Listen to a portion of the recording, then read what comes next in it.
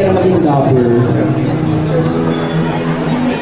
Palakpakan naman natin yung would like to acknowledge the presence, of course, of Miss Sylvia Sanchez! Ayan, of course, sila po ang mga tao sa likod ng Nathan Studios. Ayan. Kompleto na naman ang aking mga mahal na mga kaibigan mula sa Entertainment Press. Yes. Asan ang Kuya Romel nga ulit? Nawala ang Kuya Romel, hindi mo makita. Ate Blessing, hello po. Magandang hapon. Hello po, sir. Magandang hapon. Miss F, ano ba yun? Maganda ko ngayon, Miss F. Ha? Diba? Pang red carpet. Ayun. Dapat formal to. Tito Nestor, hello po. Kaibigan. Totoo. Ay, hello po, Sir Rams David. Yes, of course. Ayan. Magandang hapon sa lahat ng mga nakatutok sa live. Ayan. Diba? Makakasama natin si Pia ngayon. Ayan, dami na nakagad sa harapan ko. Araw-araw tayo magkakasama, no? Ang saya-saya. Talagang back to the ball game, yes. Meron pa tayo, remaining tayo, diba? Diba? Ito po ay Korean movie po ito na naka-dub into Filipino. Nandyan po syempre, bibida ang mga boses ng mga batikan pagdating sa pagdadub ng mga pelikula ng mga teleserye. Nandyan si Tito Bonchi Pascua, syempre. Kasama rin natin si Mrs. Quesada and Tita Nova Villa. And of course, napakarami ng supporters dito na parang kaninang alas 2 pa lang, alauna pa lang. Nandito na sila sa gateway. Asa ng mga JM Kuya? Ang taray-taray naman, diba? Boses pa lang nila. Talagang all out ang suporta ng mga fans ni JM Ibarra. Ni Biang Sumel. Ayan. Ang daming bagay. Pala ko nga big night ulit eh. Diba no? Ang dami nilang mga supporters talaga. Si Panalo, Kasabos. Of course, antayin lang po natin. And then, hello po, ayan, at tayo naman ang mga masisipag natin mga kapamilya at mga kapatid, mga kapuso from Nathan Studios. Ayan. Yung last time na nandito tayo, di ba, meron tayong Buffalo Kids. Ngayon naman, picnic naman tayo. Ang bongga ng Nathan Studios, talaga napakarami mga pelikula ang kanilang ihahatid para sa mga Filipino viewers. Kaya naman sa lahat ng mga nandito, gamitin niyo po sa Twitter, ilagay niyo #Picnic Premiere Night. Ayan. Gusto mo mag-picnic? Gusto mo mag-picnic ako. At syempre, welcome natin Mama Monica. Ayan, hindi ba kasali si Mama sa pelikula?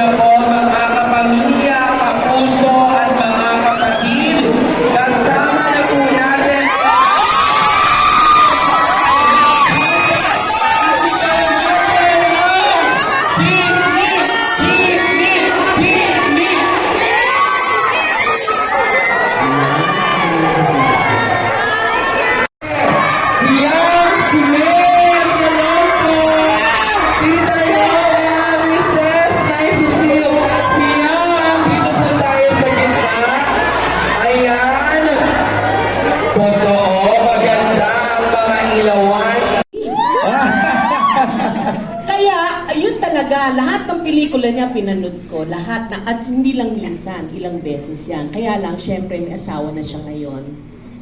Anyway, kaya nung sinabi ni Ibiang na magdadab ako ng Korea, sabi ko, Biang, pupunta pa tayo sa Korea? Magkikita na ba kami ni Song Joong Ki? Syempre, biro-biro namin yan. Yeah, for me, hindi ako stranger sa Korean novel.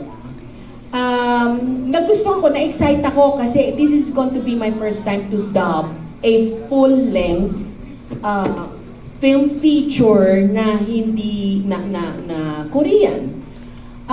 So, that part, yes, dun sa question mo. Doon naman, just a reaction to Nova. If you notice na medyo naging emotional siya kanina. Kasi in real life, may mga linya kasi sa pelikula na I'm speaking for myself, ramdam namin dalawa, lalo na nung we play best friends in the movie and in real life, para kaming magkapatid. At may linya kami na, pag mabubuhay ka uli, ikaw ang guardian angel ko, parang ganoon. Because sa totoong buhay, ganun siya sa akin. So, nung nagdadub kami, may mga times na natatawa kami kasi nakikita namin yung sarili namin. Dalawang magkaibigan na tapos mag-aaway. Hindi naman kami nag-aaway sa totoong buhay. Pero yung minsan, you argue and then yung babati kayo and you know, yung tipong, I don't want to give it away. Pero sa ganoong punto, naramdaman namin, kaya may time na nagdadab kami, hindi namin alam bakit kami lumulog.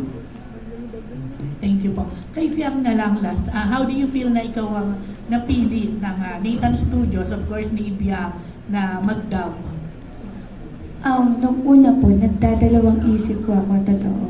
Kasi hindi ko alam if kakayanin ko ba. Kasi as a baguhan naman po dito sa industriya, hindi ko po alam yung mga dapat gawin, hindi ko alam yung galawan. Dahil sa dubbing po, ikaw mismo talaga yung mag-a-adjust dun sa emosyon nila. Especially, pag pinapanood mo yung movie, kailangan kuhang-kuha mo yung mga reaksyon nila, the way silang magsalita ng parang accent po nila gano'n. And nahirapan po ako nung una sa pagdodub kasi hindi po ako fan talaga ng Korean eh. Hindi po talaga ako nanonood ng mga Korean dramas. And ang pinakamas nahirapan po ako sa pagkanta po. Kasi very open. Pinakanta ka dito? Oo. Okay. And very open naman po ako sa lahat na hindi ko po talaga forte ang pagkanta. Korean pa. Yeah, Ayun naman. opo, tas Korean pa. So, pero nag-aaral na, voice lesson naman na po ako. So, okay. And yung scene ko po doon as a young version po, konti lang po siya. Pero I really enjoyed na-experience ko po itong dubbing. Thank you po. Okay, thank you. Thank you, Rose. Na ganun talaga, Fiam. You have to start somewhere. And it's a good thing that you accepted this kasi magandang project to. Yes. Diba? And hindi din lahat nakaka-experience as a baguhan. Oo. Na may experience mo kagad yung first dubbing mo po.